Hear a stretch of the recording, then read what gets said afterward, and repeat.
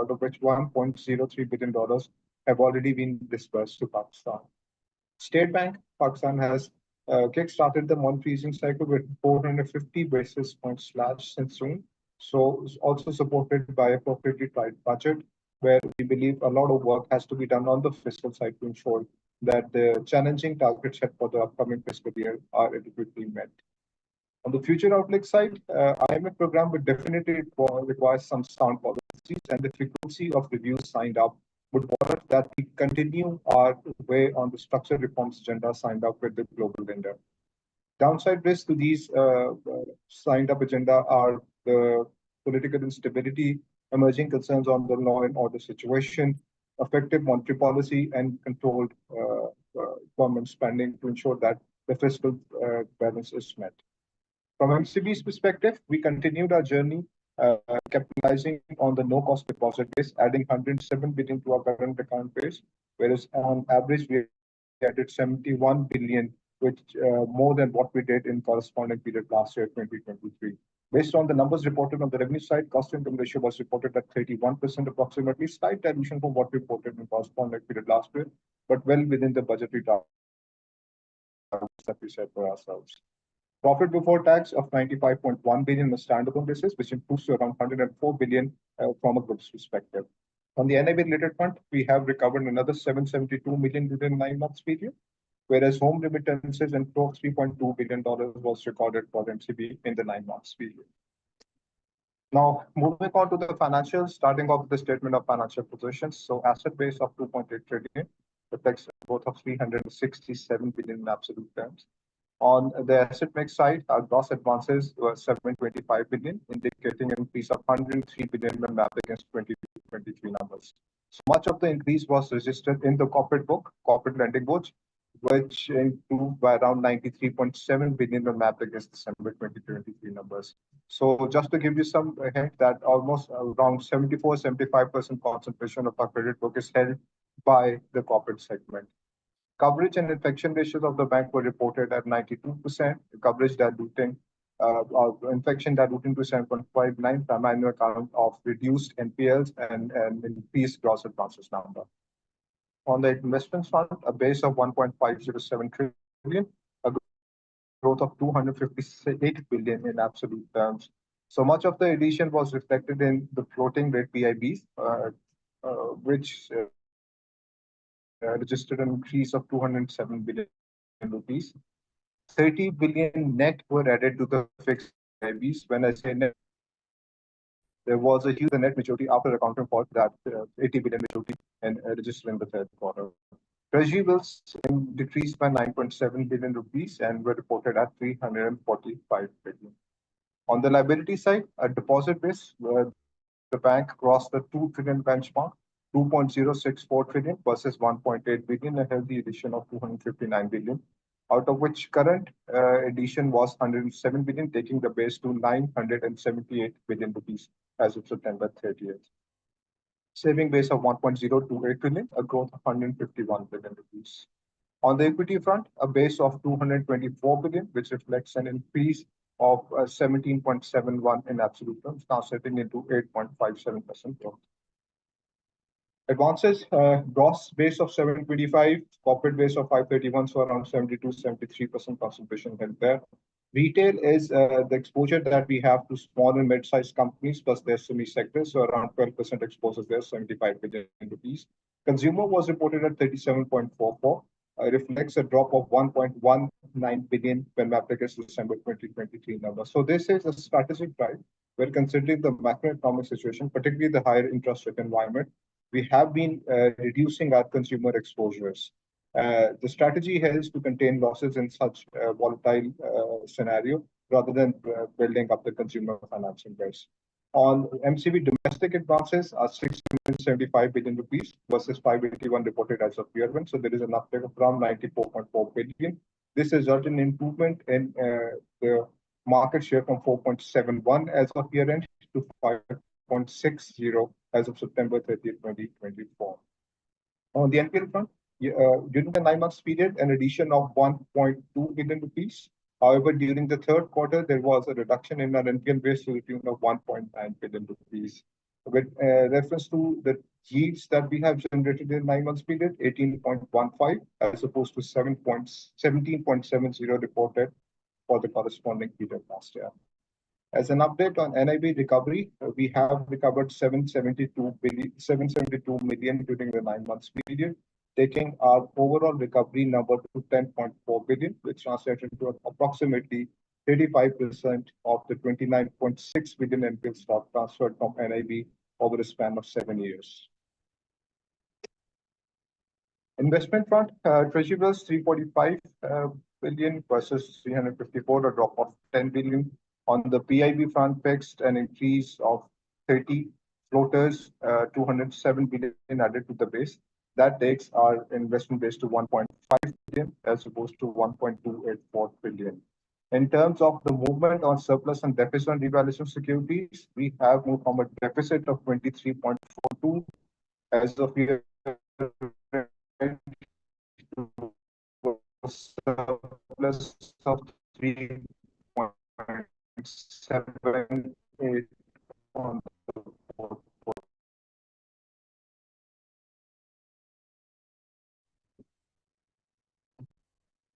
Now, moving on to the deposit side. As I covered earlier, we have crossed the 2 trillion benchmark, a base of 2.1 trillion on a standalone basis, out of which the current account is around 978 billion. The concentration level is almost 47%. On saving deposits, a base of 1.028 trillion. This takes our CASA to an industry high base of 97.17% as of September 30th, 2024.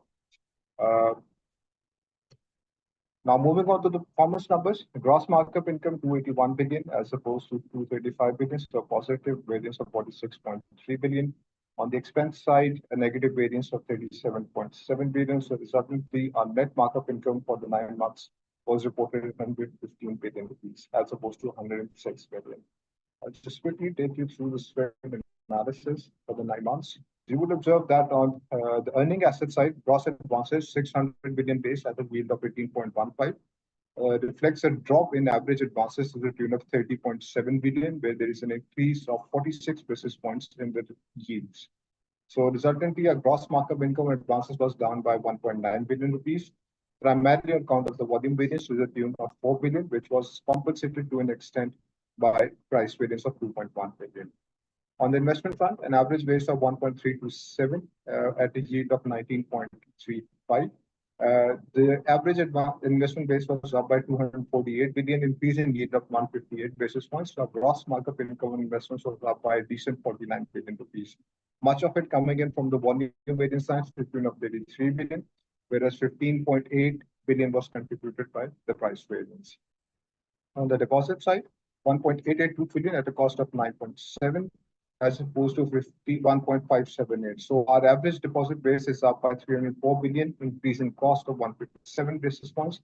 Resultantly, the gross deposit cost was up by 41 billion rupees. Pertinent to highlight that on an average, the current account concentration is 47%, mapping our absolute numbers.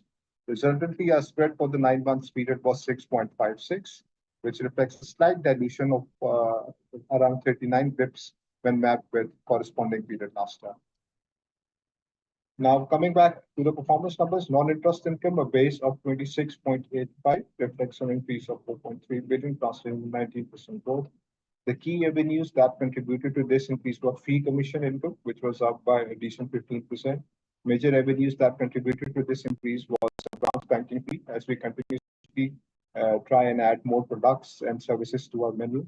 Debit card income, and the theme here there is personalization. So what we are trying to do is map the life cycle, the lifestyle of our customers, design products accordingly, build alliances, and then generate revenues from this particular segment. Guarantees income and trade incomes are the others that contributed positively to the fee growth. Apart from that, on the forex side, we added 1.9 billion, approximately 27% growth, and dividend income was up by a decent 400 million plus.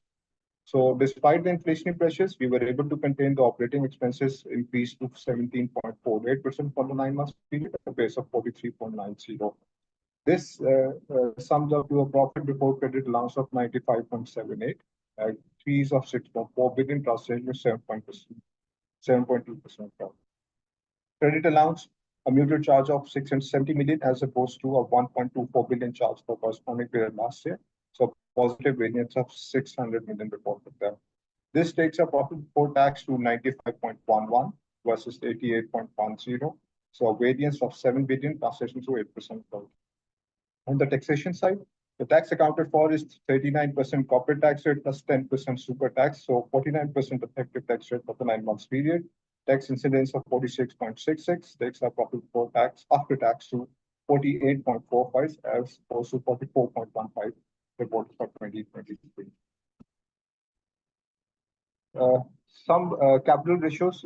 So our capital adequacy ratio on a standalone basis September 30th is 21.85, Tier 1 of 17.15. So decent buffer on top of the regulatory requirement of 11.50 as of now. So bank's total capital adequacy, other ratios, sorry, a leverage of 6.17, whereas equity coverage and net stable funding ratio are well above the statutory requirement of 100%. Now, a snapshot of MCB Islamic. So, as we have guided the market, a transaction is underway as we speak, with an effective date of 15th of November, where 39 branches of MCB Bank will be carved out and passed on to our wholly owned Islamic subsidiary. So the number that you observe in the bottom right chart of 247 branches as of September 30th, we expect to close this year at around 300 branches for our wholly owned Islamic subsidiary. So the strategy on the brick and mortar side is to scale up the Islamic operations and maybe contain and consolidate the conventional side. So we expect to close this year at around 1,400 branches, and maybe with the passage of time, you will see more traction on the Islamic front, with some consolidation happening on the conventional side. With reference to the financial numbers, 240 billion deposit base, a growth of 17% booked by a wholly owned subsidiary, investments base of 154 billion, gross advances of around 93 billion. In terms of profitability, they have made 6.67 billion profit before tax as opposed to 7.51 for the period last year, a negative variance of 840 million rupees. So this sums up the presentation. Over to you, Raza, for the Q&A. Thank you. Thank you so much for the presentation. Once again, ladies and gentlemen, if you have a question to ask, please raise your hand, or you can put in your questions in the chat box. Well, the first question in the chat box comes from Waleed Rathore. He has two questions. His first question is, are there any maturities expected in 4Q? And what was the yield of the maturing instruments? Well, some maturities on the treasury bills are due in the fourth quarter, and obviously, since the floaters are pegged with the treasury bill maturities, there would be some floaters which would be repriced in the fourth quarter. We do understand that the drop in the yields of investments secondary market is more pronounced than the one that we have seen on the discount rate side. So 450 basis points slash on the discount rate side, where the yields on the investments are retracted by more than 700 basis points on average, generally. So we believe that there would be some compression in place starting first quarter 2025. Not much of an impact in the fourth quarter, since the repricing or the maturity is near to the tail end of the year. Got it. The second question is, what is the bank's gross ADR? And what effective tax rate can we expect for the full year 2024 if the ADR ratio closes between 40 and 50%? Well, since it's a moving number, I can just give you an estimate of that. Currently, the ADR based on September 30th financials is close to 35%.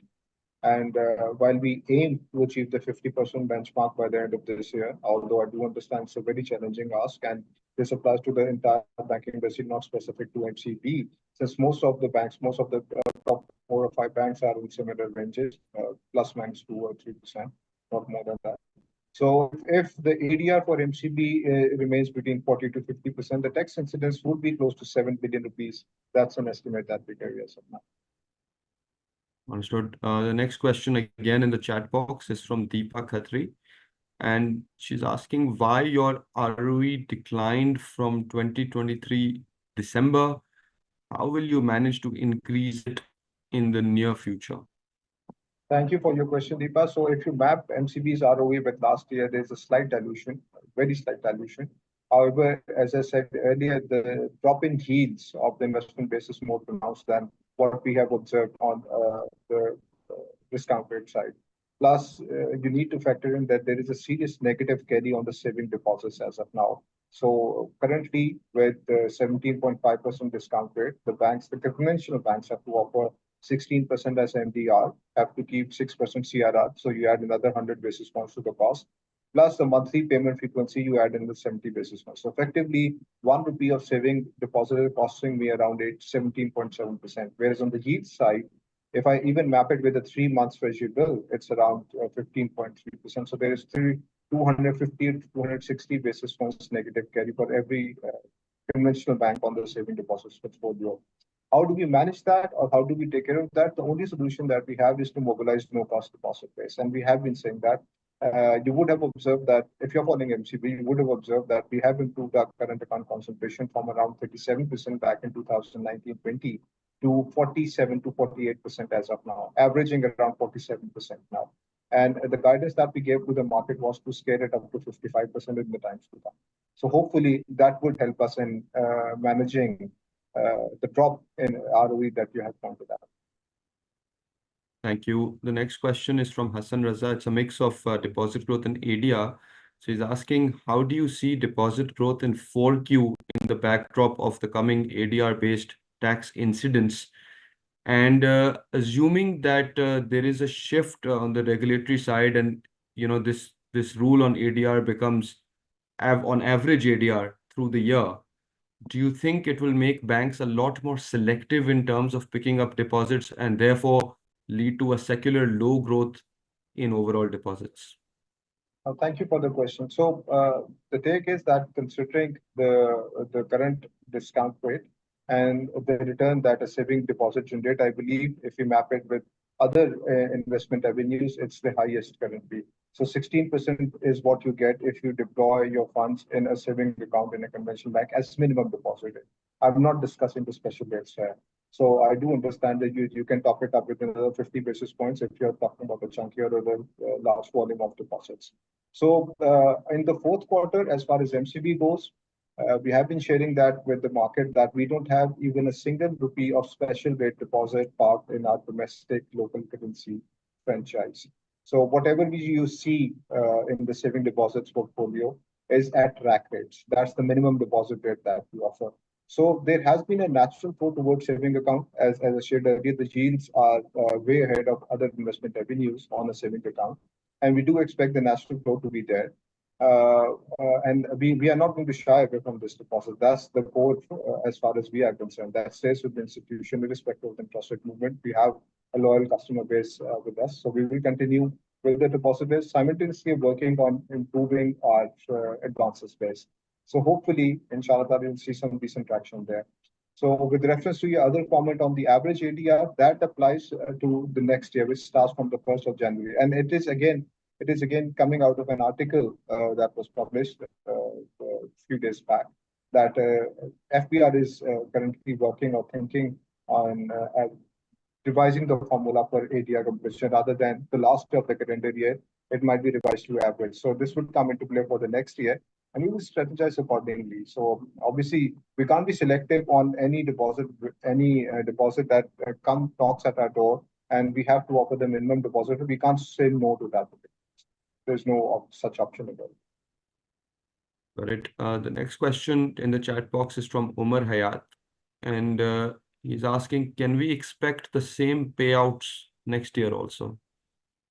Well, Umar, thank you for the question. As I said earlier, the drop in yields on the investment side is more pronounced. We do expect some NIM compression to shape up in the next year.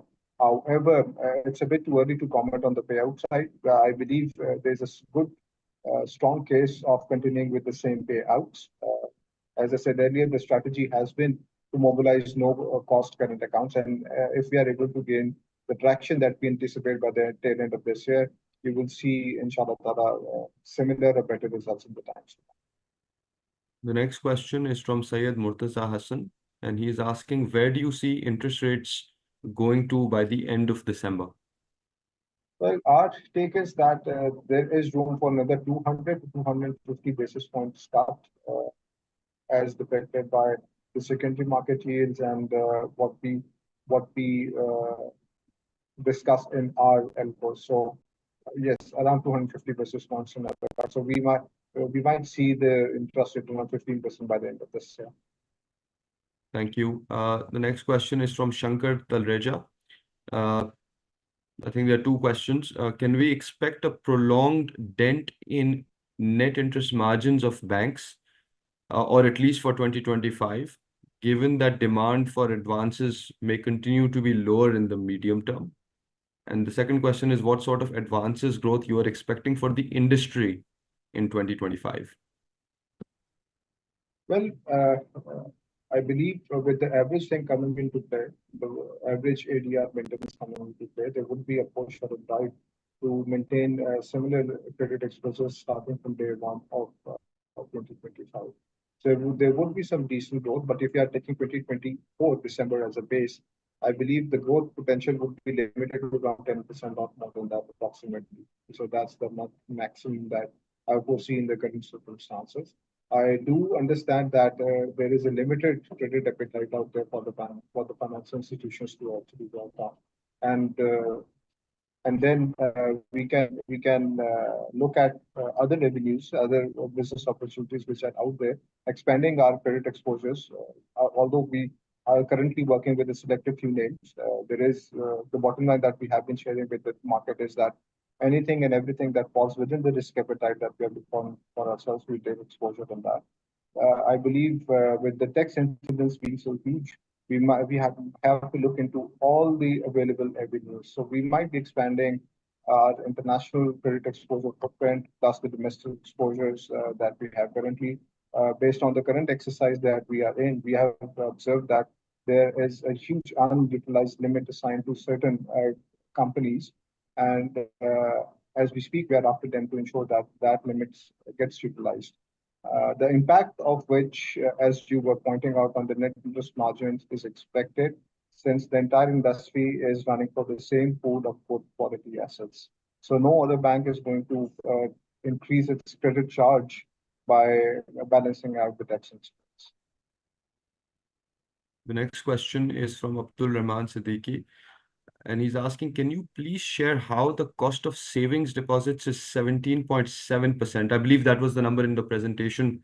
Maybe it's the average for the 9 months, but No, I just covered that in an answer. The minimum deposit rate as of now in a saving deposit is 16%, and we are supposed to maintain 6% CRR, cash reserve, with the Central Bank of Pakistan. So approximately 94% of the saving deposits are left with the bank. So if you price that in, that adds 100 basis points to the cost. Plus, the payout on the saving account on selected products is on a monthly basis, and we have seen some greater traction on that particular product. So if you factor that into the equation, your approximate cost for a saving deposit as of now would be around 17.7%. Thank you. The next question is from Hadika Shahid, and she's asking, given the lower gross ADR of MCB, is the bank considering opportunities to lend to NBFIs to meet its ADR requirement? As seen in 2022, the banking sector began aggressive lending to NBFIs by the end of the year to meet the threshold. Thank you, Adika, for the questions. As I said earlier, we are exploring each and every avenue to actually increase our credit portfolio. And again, the bottom line remains that anything and everything falling within the risk appetite. Thank you, Hamad. As of right now, we don't seem to have questions in the chat box, so maybe I'll take the opportunity to ask a couple of questions of my own. My first question is, obviously, it's a comment, first up, that congratulations on reaching the 2 trillion deposit mark. But what that is accompanied by is a 6.1% market share on the domestic side in terms of deposits. Is that a number that you're comfortable with, or given MCB's standing and reputation and brand, do you think that the bank could aim for a higher market share, or do you think that you're comfortable where you are? No, we are not at all comfortable where we are. We would definitely want to increase our domestic deposit market share. And However, having said that, the strategy is to actually focus more on the current account mobilization. And we do understand that it's a bit challenging with the current interest rate regime to solicit more current accounts. So, as I said earlier, there has been a natural flow towards saving accounts. We have seen tremendous flows on the saving account, and particularly the monthly payout for that is what I was referring to. So, I can't share a definitive number as of now where we would like to see, but we'll definitely like to increase our market share. We are working on different lines to improve our market share on the deposit side, and in the times to come, you will see some decent traction. Even if you map MCB quarter on quarter, you would see an increase in our market share, second quarter versus third quarter. So that is our core business line. So we are not going to shy away from this particular line, and we'll continue building up on that. Understood. My second question is with respect to your cost to income. I believe it was roughly 30% in your results, and which is probably on the lower side in the whole banking sector. But we are aware that interest rates, of course, are at least are still on the higher side. And as they normalize, as conditions normalize, is there a sort of a recurring or sustainable cost to income that MCB has in mind? Well, traditionally, if you look at MCB, Raza, we have been operating below 40 for a very long period of time. So the benchmark for the shorter term for us is 35%. We do understand there will be some pressure on revenues as we thread ahead, and considering that what we have as an operating expense block, it would be very difficult to reduce it from the current level. So what we can do at max is to contain the increase, which we have been doing for the last many years, and despite on all the spends of the technology on the digital transformation side, on the brick and mortar as we have been expanded, all improving our brick and mortar channels. So I believe 35%, and as a benchmark, it has to remain below 40%. Got it. We have a question from the line of Sayed Fawad Basir. Fawad, go ahead and unmute yourself and ask your question.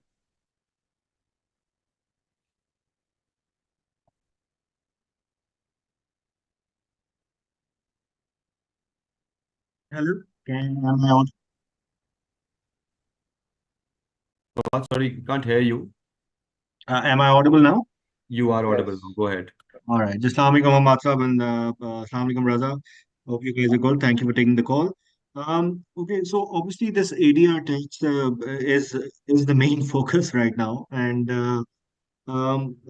various strategies are coming about. But does the bank feel that this ADR tax may be imposed next year as well, or is it just it's going to be a one-time thing? And it seems to me that the banks are extremely agile in able to, tackle the situation, given the host of measures that you've mentioned. Um, Fine, we achieved this year. Does the bank align itself for next year as well?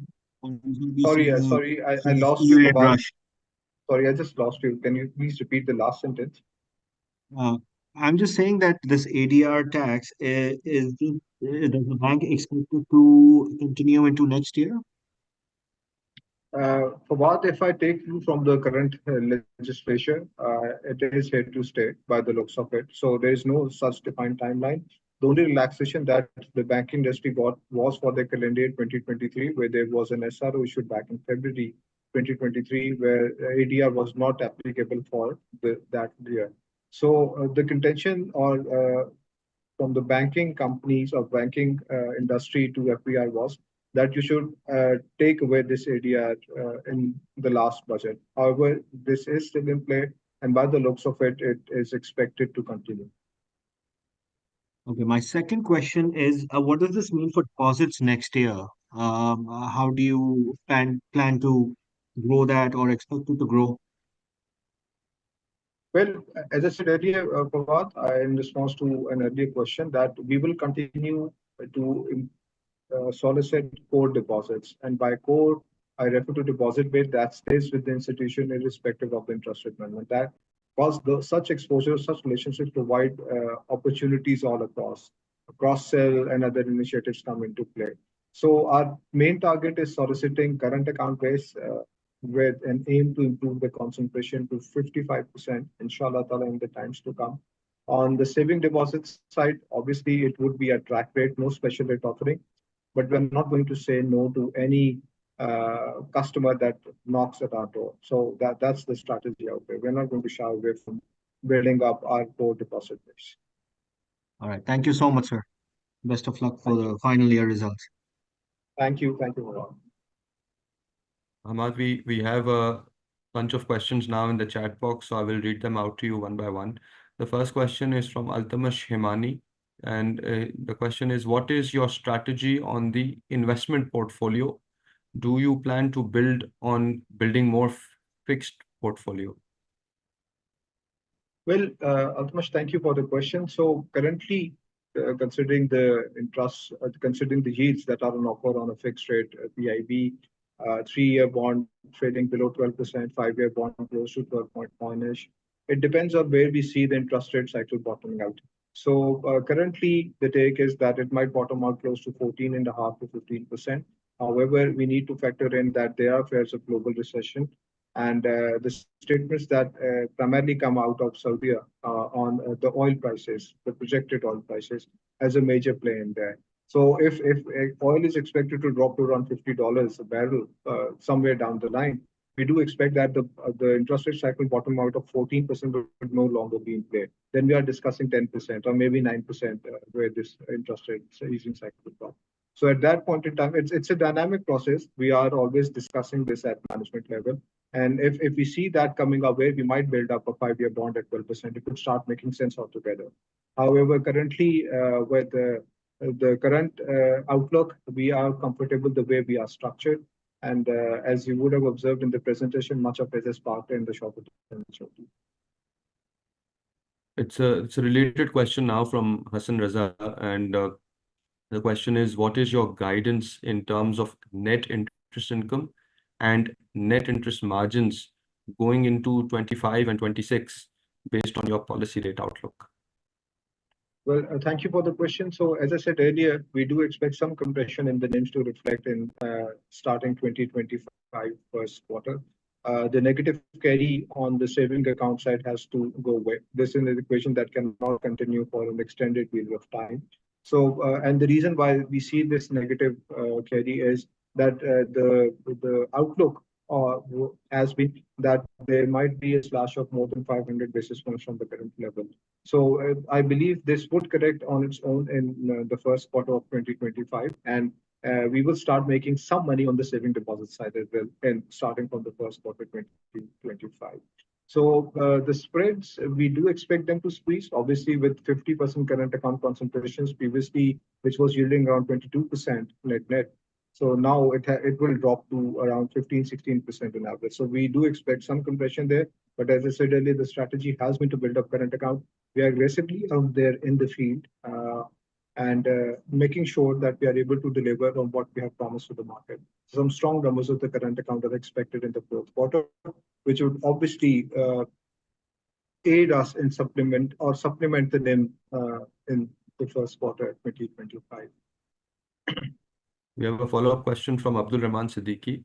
He's asking, how do you see the banking sector shedding the very large borrowings from the SBP over the next year? It could be referring to OMOs, but that's not explicitly said in the question. Well, it depends. Obviously, you would. What I can share is that for MCB, we don't carry such a huge OMO balance in our books. So it's more of a day-to-day or planning the respective maturity of an investment base. That's it. So I believe if the investment that was made by that OMO is still making sense, it would continue. But I personally feel with the significant drop on the investment rate side, OMO costing around 17.5%, there is a negative carry there as well. So a lot of it is bound to mature in the fourth quarter since the positions were taken similar period last year. So we will see how the balance sheets of the other banks, where huge numbers are parked, would reflect by the end of this year. So I do expect that there would be some movement in and out. Got it. Another follow-up question from Hadika Shahid. And she's asking, previously in one of your result calls, you mentioned that MCB was considering an IPO for its Islamic division. And with the current positive momentum in the stock market and recent successful IPOs, is the bank still thinking about this? Yes, since we have guided the market earlier, obviously we do understand it's a long-term kind of a process, and we have to manage everything around it. So it's still something which is under discussion, and the management of the board is actively engaged to assess what is the proper timing and what is the most feasible uh, process or way of doing this. So it's under consideration to answer your concern. Thanks, Ahmad. As of right now, we don't have any raised hands or questions in the chat box. Maybe I can ask one last question of my own and see if other questions queue up. So my question is that, obviously MCB historically has had that superior capital adequacy ratio. It's always been the case as far as I'm concerned.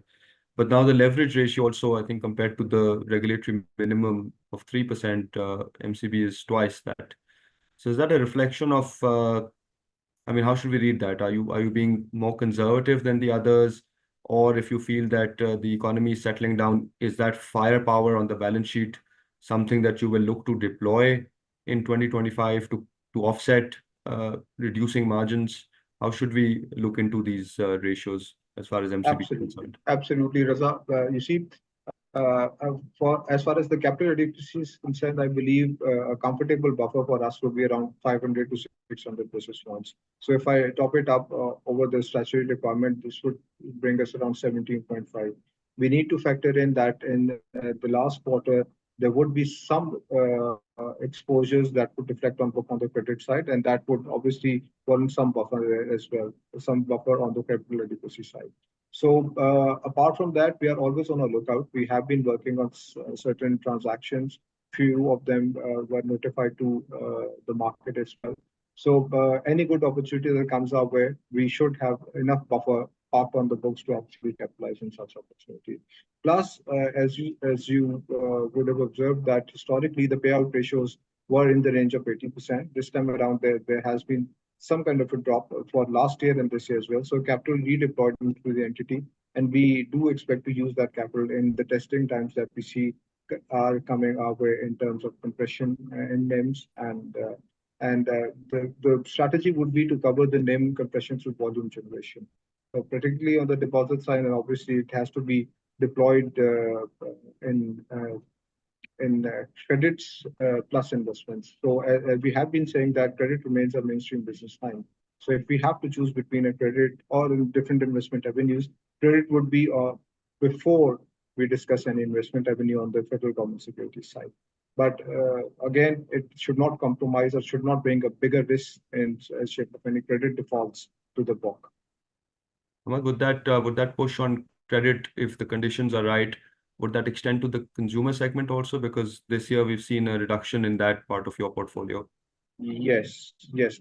As I said earlier, the reduction that you observe is on a strategic note, with things improving, macroeconomic outlook improving, and particularly the interest rate, where we feel that a particular consumer loan is pretty much within the repayment capacity of a particular borrower, we would start expanding on other consumer credit footprint as well.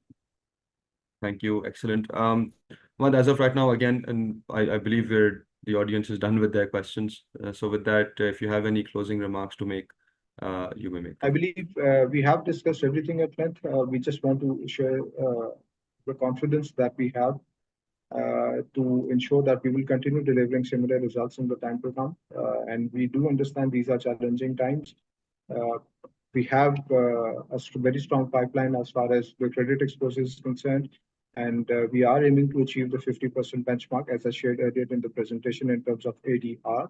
Challenging, but definitely achievable. So that's the report there. And in terms of the NIM compression that I've been hinting during the call for the upcoming years, there is a very well-defined strategy in place to group up the differences. And hopefully, you will see that the numbers would not be impacted by much. Hopefully, we will be reporting greens, means on top of what we have already reported for this year and the year before. Excellent. Thank you so much, Ahmad. Best of luck for the future, and thank you for joining us. With Thank you that, so ladies much, and Raza. gentlemen, we'll be bringing this call to a close. Thank you for joining us.